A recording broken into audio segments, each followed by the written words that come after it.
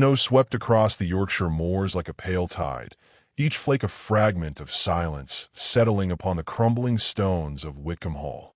Once a place of laughter and polished grandeur, it now stood as a monument to loss, its chimneys coughing thin trails of smoke into a pewter sky, its windows dulled by frost and neglect. Within, Lady Eleanor Wickham moved like a ghost of gentility, her morning gown plain, her step deliberate, her eyes unsoftened by tears. It had been nearly a year since her husband's death, and yet society had granted her neither pity nor peace. The gossip that drifted northward from London carried her name like a taint. The countess who did not cry, the beauty too proud to grieve, the wife who found freedom in widowhood. But grief, she had discovered, could take forms society refused to recognize. It was not weeping, but waking each dawn to the same quiet dread. It was tending to empty rooms because someone must. It was silence heavy enough to muffle prayer. Her late husband had been a man of position, not affection. Their union one of necessity, of lands joined more securely than hearts. Yet even loveless marriages left echoes. Sometimes, when the wind groaned through the corridor, she thought she heard him calling for accounts, for perfection, for obedience. She shivered and pressed on, her candle trembling in its holder. Outside, the estate was failing. Roofs leaked, tenants whispered of hunger, and tradesmen refused further credit. The steward who once managed such affairs had resigned after her husband's death, declaring it improper for a lady to involve herself in matters of estate. Improper, too, was her decision to dismiss servants she could not pay and to walk among her tenants alone, her cloak dragged through snow as she delivered what little coin she had left. In the eyes of polite society, charity without spectacle was hardly charity at all. That morning, she returned from the village with her cheeks raw from the wind and a half-frozen loaf of bread beneath her arm. The hall greeted her with stillness, the kind that made one question whether the building itself breathed. Mrs. Harland, her last remaining maid, met her at the threshold of the great room, wringing her hands. "A letter has come, my lady, from London. The seal bears the crest of Ainsworth." Eleanor paused. The name stirred a faint, reluctant memory. A tall man in regimentals, silent at her husband's table years ago, his eyes unreadable even when laughter circled the room. "The Duke of Ainsworth?" she asked. "Yes, my lady. He writes that he intends to visit Wickham before the month's end. Something concerning debts owed by the late Earl." Eleanor took the letter but did not open it. The wax was dark red, pressed with precision. Debts. Of course there were debts. Her husband had lived in comfort purchased by borrowed money and borrowed charm. She stared into the fireless grate, feeling a tide of humiliation rise in her throat. "They send a duke to collect what scraps remain," she murmured. "How thorough of them." That evening, as twilight bled into the hall, she sat at her writing desk and forced herself to read the letter by the weak glow of a single candle. The Duke's hand was elegant yet firm, the penmanship of a soldier schooled in restraint. He wrote of duty, of long-standing obligations, of a desire to see the Wickham accounts settled honorably. His tone was not unkind, but neither was it personal. Still, something in the closing line caught her breath. "I trust, Lady Wickham, that you are in fair health. It grieves me that such business should summon me north when the season would otherwise keep you in warmth and company." She set the page aside, her fingers trembling. Fair health, warmth, company. Words of courtesy, perhaps, but for a woman accustomed to judgment, even courtesy could wound. She rose and moved to the window. Outside, the moor stretched endless and pale beneath the moonlight, a world stripped to its bones. Somewhere beyond that horizon, the Duke was traveling toward her, and with him, the scrutiny of a society eager to measure her once more. Days passed, marked by cold and the steady labor of survival. Eleanor oversaw the mending of roofs, the rationing of grain, the mopping of corridors where snow leaked through broken panes. In solitude, she began to rediscover the strange strength that had always been mistaken for pride. When villagers thanked her, she only inclined her head, unwilling to invite sentiment. But in the rare moments she allowed herself rest, she felt the weight of all that was gone. Not her husband, precisely, but the certainty his presence had once afforded. One afternoon, she ventured to the chapel that stood apart from the manor, its bells silent these many months. There she knelt, not in devotion but in thought. The air was cold enough to sting her throat, the stone floor biting through her skirts. "What am I now?" she whispered. "A relic, a scandal, a widow of good breeding and poor fortune." Her voice faltered. "Is that all that remains of me?" A gust of wind answered, rattling the door on its hinges. The candle beside her flickered and died, leaving her in near darkness. For a moment, fear tightened her chest. Fear not of ghosts, but of living men, of letters sealed with crests, of debts dressed in courtesy. She rose slowly, gathering her cloak. The wind had strengthened. Snow pressed against the chapel's narrow windows. Somewhere beyond the storm, a carriage would be making its way northward, its occupant bound by duty, or perhaps by curiosity. As she stepped outside, flakes clung to her lashes, softening the sharpness of her features. The moor was quiet except for the steady crunch of her boots upon the path. Whitcomb Hall waited in the distance, a dark silhouette against the whitening sky. For the first time in many months, she felt something stir within her. Not hope, not yet, but the faint awareness that her solitude was drawing to an end. Whatever the Duke sought to reclaim, she would meet him with a dignity still hers to command. Behind her, the chapel bell gave a single, accidental toll, a sound so faint it might have been imagined, yet enough to make her glance back once more before continuing home through the falling snow. The Duke of Ainsworth arrived 2 weeks later, just as the moors vanished beneath a storm of white.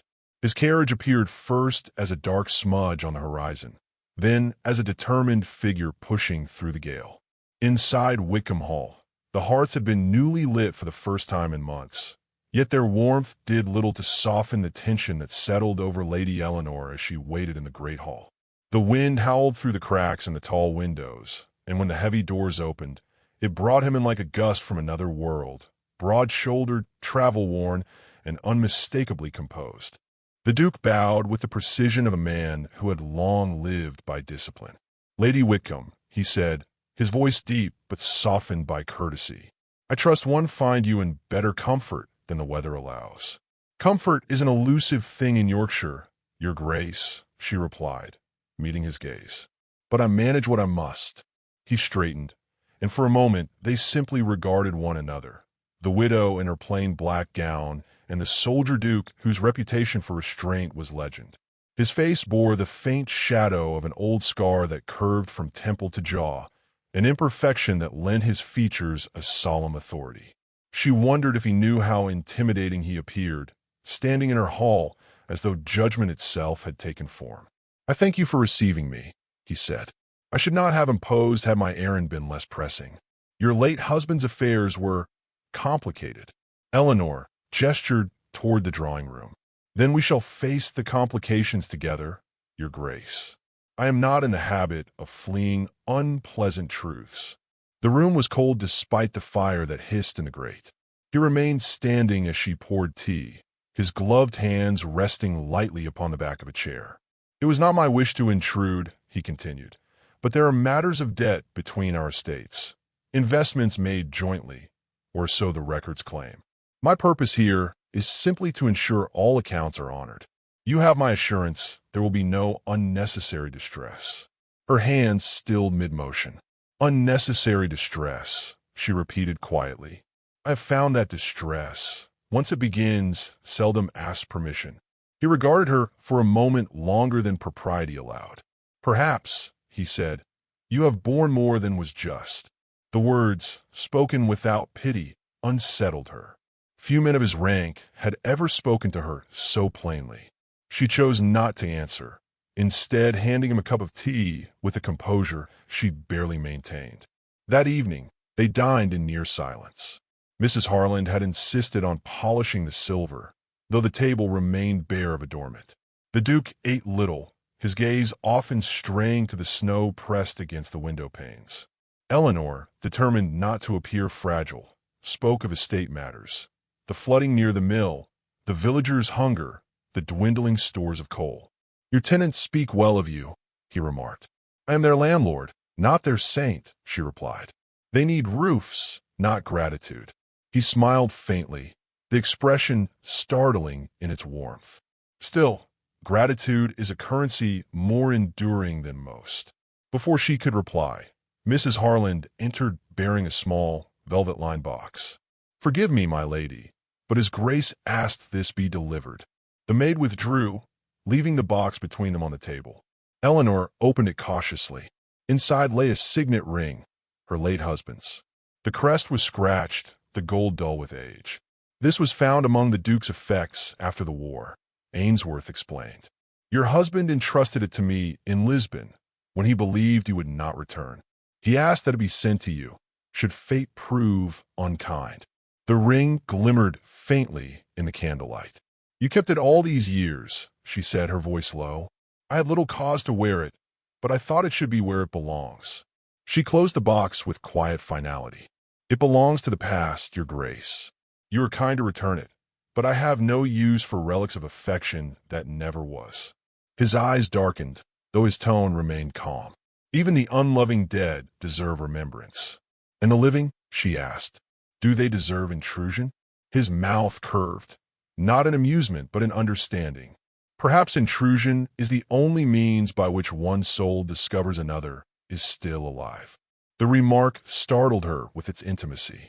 She looked away, pretending to examine the frost crawling across the window. The wind outside had calmed, but the silence that followed was heavier than before.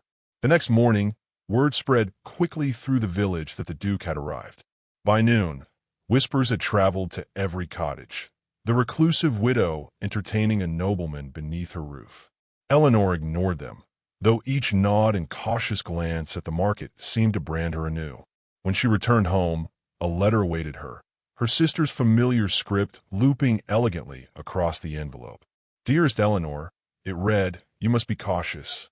Society is never merciful to women who forget their mourning too soon." She folded the letter without finishing it, and turned to find the Duke standing in the doorway. He had discarded his greatcoat, revealing a dark waistcoat and the faint scent of smoke and frost. "I hope my presence has not caused you further distress," he said quietly. "Only those who judge me can cause distress, Your Grace," she answered. "You are not among them, are you?" He hesitated, as though weighing truth against decorum. "No, I have judged too many battlefields to waste judgment on a woman who endures." For the first time, she smiled, not in mockery, but in gratitude faint as dawn. Yet as he turned to leave, she caught the briefest flicker of weariness in his eyes, a soldier's memory he did not share. He paused at the threshold. "If it pleases you, Lady Wickham, I shall ride out tomorrow to inspect the boundary lands. It would honor me if you accompanied me. The estate's welfare, after all, is now your command." She inclined her head. "Very well, but if we were to walk through the snow, Your Grace, I advise leaving behind all pretense of civility. The Moors show no favor to titles." A rare smile touched his scarred face. "Then perhaps they will show favor to truth instead." When he departed, the hall seemed warmer for the first time in years. Eleanor stood at the window, watching his figure vanish into the stormlight, uncertain whether his visit heralded ruin or the faintest mercy she had ever known. The blizzard descended without warning. By mid-afternoon, the moors had vanished beneath a curtain of white, and the sky pressed low upon Whitcomb Hall as if the heavens themselves meant to bury it. The Duke had spent the morning with Eleanor, inspecting the half-frozen fields and the flooded boundary ditches, both speaking little, both too aware of the stillness between them. When the first flakes began to fall, he had urged her to return to the manor, but she had laughed softly, an unguarded sound that startled them both, and said she was not afraid of a little snow. By dusk, that laughter had vanished, replaced by the distant toll of panic from the village bell. A child was missing. Eleanor did not hesitate. Before servants could prepare horses, she had already donned her cloak and stepped into the storm. The Duke caught her by the arm as the door slammed open, snow swirling into the hall. "You cannot go," he said. "Visibility is near nothing. Let my men—" "They are not her mother," she interrupted, her eyes fierce in the lamplight.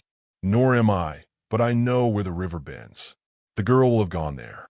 His expression hardened. "Then we go together." The world outside was a chaos of wind and whiteness. They moved through drifts that swallowed their boots, calling the child's name until their throats burned.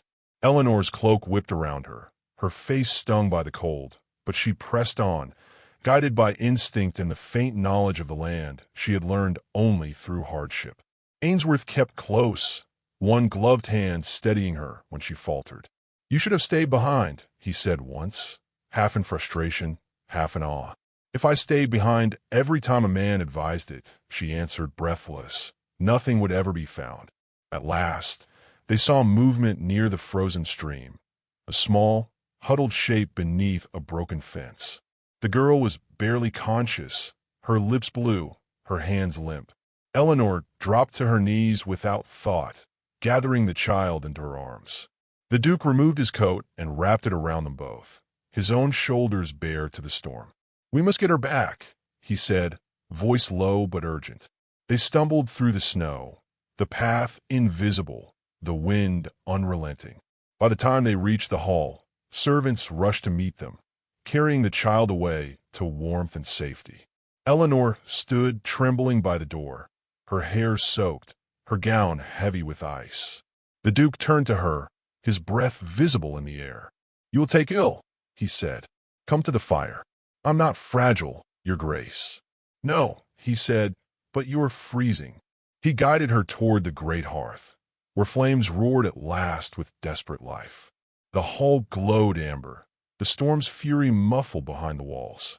He removed his gloves and knelt before her, taking her numb hands in his. She tried to pull away out of habit, but her strength failed her, and instead she let him hold them, his palms rough, his touch startlingly gentle. The moment stretched, quiet, fragile, real. She managed a weak smile. "Ain't pretty, sir," she murmured, the words slurred slightly by cold. "But I can love you." He froze, the humor of her remark meeting the sincerity beneath it. "Pretty," he echoed softly. "You mistake yourself, my lady. You are the first beautiful thing I have seen since the war." Her breath caught. "You say such things too easily." "Not easily," he said. "Not ever." The firelight flickered across his face, revealing the depth behind his restraint. "You once sent a donation to the regimental hospital in Lisbon," he continued quietly. "It was signed only a Lady of Whitcomb. I was there. It kept us alive longer than the surgeons did. I have not forgotten." Eleanor's brow furrowed. "You remember that?" "I remember everything from those days that was not blood or pain," he replied. "And when I heard of your solitude, I could not bear the thought that kindness such as yours should go unanswered." Her throat tightened with something dangerously close to tears. "Then pity brought you here." "No," he said firmly. "Pity may move a man to charity, but not to Yorkshire in the dead of winter." The fire cracked between them. Outside, the storm began to ease, leaving the windows veiled in frost. She looked down at their joined hands, her heart pounding in a rhythm she had long forgotten. "The world will mock you," she whispered. "You are a duke, and I am a scandal waiting to be retold." He shook his head. "Let them mock me. I have endured cannon fire in Parliament. A few whispers cannot wound me." She laughed softly, almost against her will. "You speak as if this were a battle." "Perhaps it is," he said. "And if it is, then I have already surrendered." The room fell silent again. In the stillness, she became aware of the fire's heat, the weight of his coat draped over her shoulders, the scent of wood smoke and snow clinging to his skin. Her pulse trembled with confusion, fear, gratitude, longing, all indistinguishable. He rose then, slowly, as though afraid to disturb the spell. "Rest, Lady Whitcomb," he said. "The storm will pass. We shall speak again in the morning." She watched him turn toward the doorway, his figure outlined by firelight, tall and solitary. Something in her wanted to call him back, to confess that his presence had thawed more than her chilled hands. that he had awakened a part of her heart she had thought long buried. Yet she said nothing. When he reached the threshold, he paused, glancing back once.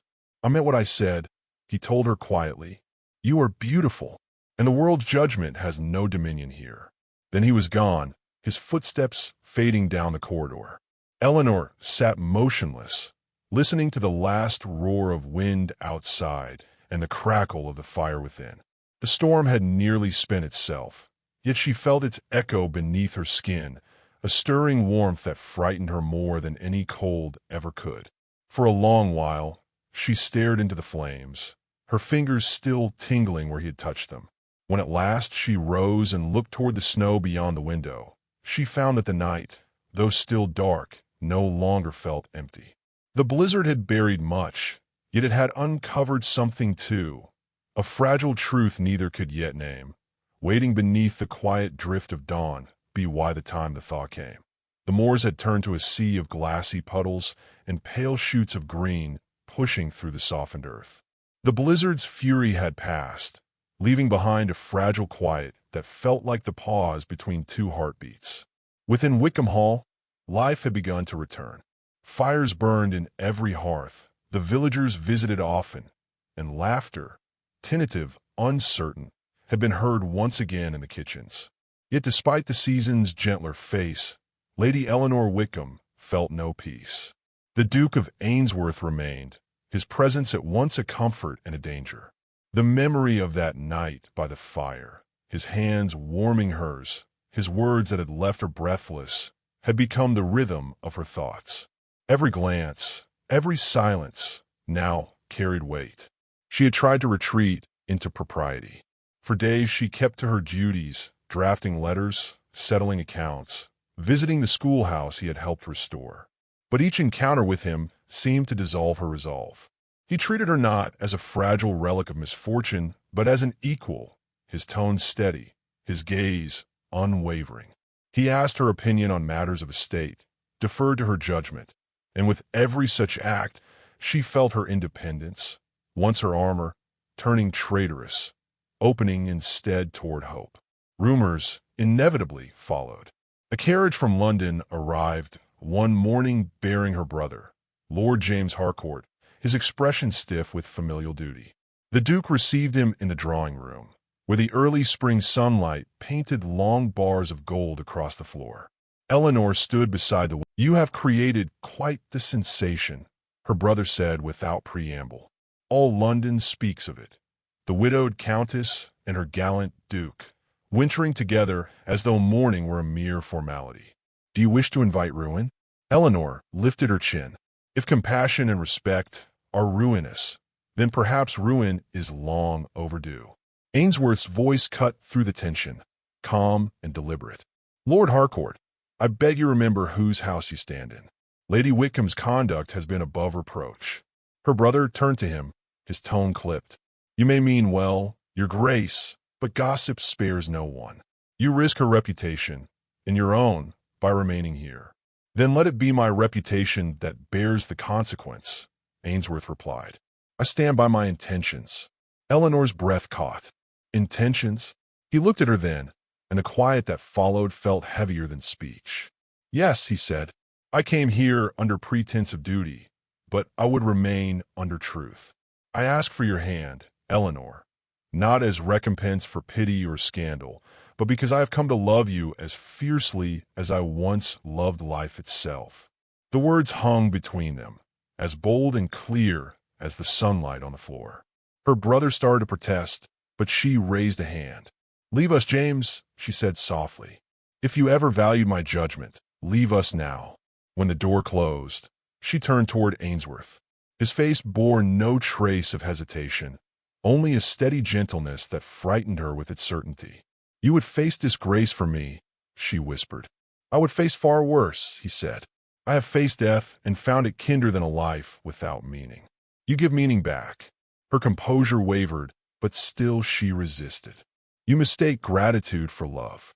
You see a woman who needs saving, and it flatters you to save her." He stepped closer, the faint scent of the moors still clinging to his coat. "No, Eleanor, I see a woman who saved herself long before I arrived. All I ask is to stand beside her, if she will have me." For a moment, neither spoke. The wind rattled faintly at the panes, the last breath of winter bidding farewell. Slowly, she raised her eyes to his. "Then you must understand what such a choice costs," she said. "If I accept you, I surrender the safety of solitude. If I refuse, I live again without warmth." "Then choose warmth," he murmured. "It suits you." A laugh escaped her, half tear, half disbelief. "You speak like a poet, and yet you mean it." "I mean every word," he said simply. And so it was settled, not with grand ceremony, but with the quiet certainty of two souls no longer at war. The next days passed in a blur of subdued arrangements.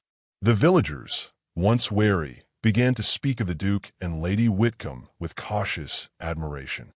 They saw the pair walking together through thawed fields, planning repairs to the cottages and the new schoolhouse. The gossip from London, starved of fresh scandal, began to fade.